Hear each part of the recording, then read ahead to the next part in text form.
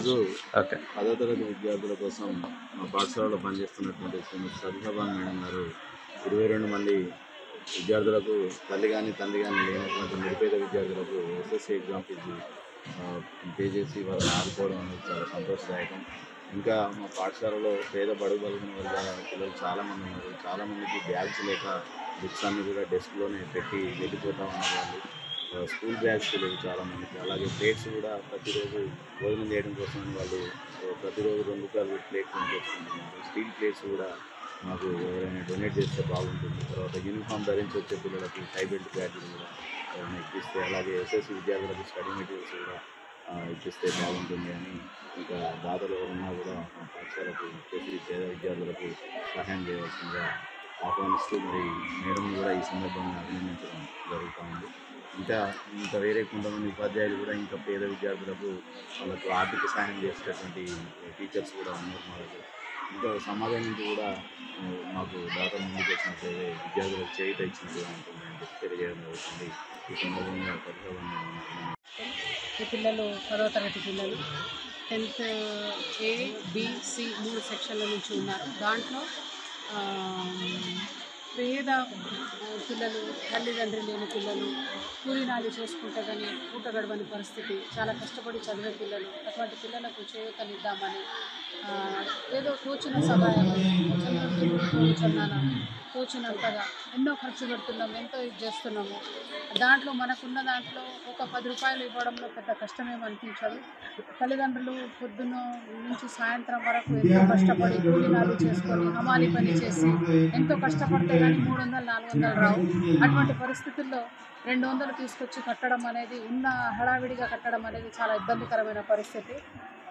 రేపటికి last date ఉండడం మూలాన పిల్లలని దృష్టిలో పెట్టుకొని, వాళ్ళ ఆర్థిక స్థితిని దృష్టిలో పెట్టుకొని ఒక వారం రోజుల నుంచి కసరత్తు చేసి వాళ్ళని లిస్ట్ అవుట్ చేసి తల్లిదండ్రులు లేని పిల్లలు, పూరెస్ట్ ఆఫ్ ది పూర్, ఆర్థిక స్థితి బాగోలేని పిల్లలు వాళ్ళని సెలెక్ట్ చేసుకొని వాళ్ళ ఫీజు పే చేయడం జరిగింది.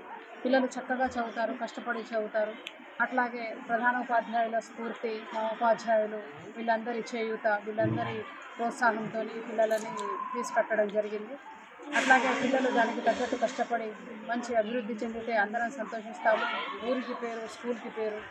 అట్లాగే ప్రభుత్వం కూడా సరే ఎన్నో సౌకర్యాలు, ఎన్నో సదుపాయాలు కల్పించినప్పటికీ పరీక్ష ఫీజు దగ్గరకు వచ్చేసరికి హడావిడిగా కట్టడం అంటే చాలా ఇబ్బంది. వాళ్ళ ఆర్థిక స్థితిని దృష్టిలో పెట్టుకొని గవర్నమెంట్ పిల్లలకి, ఈ 10వ తరగతి వాళ్ళకి సంవత్సరం చివరికి వచ్చేసరికి మొన్నటి వర్షాలకి పంటలు బాగాలేక చేతికి అందక అల్లకల్లోలమైన పరిస్థితి. అటువంటి పరిస్థితుల్లో వాళ్ళని దృష్టిలో పెట్టుకొని ఇట్లాంటి పేద బడుగు బలహీన వర్గాల పిల్లలకి చేయూతనిస్తే బాగుంటుంది, వాళ్ళకి ఫీజు కట్టితే బాగుంటుంది, ఆర్థికంగా ఆదుకుంటే బాగుంటుందని నా కోరిక. అట్లాగే ప్రధానోపాధ్యాయుల ప్రోత్సాహం కూడా ఎంతో ఉంది. ఇక ముందు కూడా ఇట్లాంటి పేద పిల్లల్ని దాతలు సహృదయంతో, మంచి మనసుతో ముందుకొచ్చి ఇంకా వేరే విషయాలలో కూడా ఆదుకుంటే ఎంతో చేదోడు వాదోడుగా ఉంటుంది.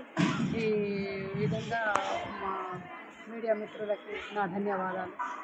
మీరు కూడా వీళ్ళని ఎంతో ప్రోత్సహించి ముందుకు తీసుకెళ్లేలాగా సహాయం చేస్తారని కోరుకుంటున్నాను. ఎంతమందికి కట్టడం జరిగిందండి? A-B-C సెక్షన్ల నుంచి 22 మందిని సెలెక్ట్ చేశాము. గత వారం రోజులుగా కసరత్తు చేసి లిస్ట్ అవుట్ చేశాము.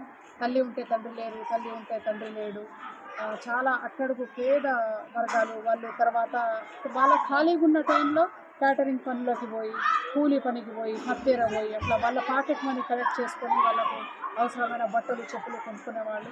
సరే, ఇది పెద్ద ఆర్థిక సహాయం కాకపోయినా ఎంతో కొంత ఉపయోగపడుతుందనే ఉద్దేశంతో వాళ్ళకి ఫీ పే చేయడం జరిగింది. Thank you madam.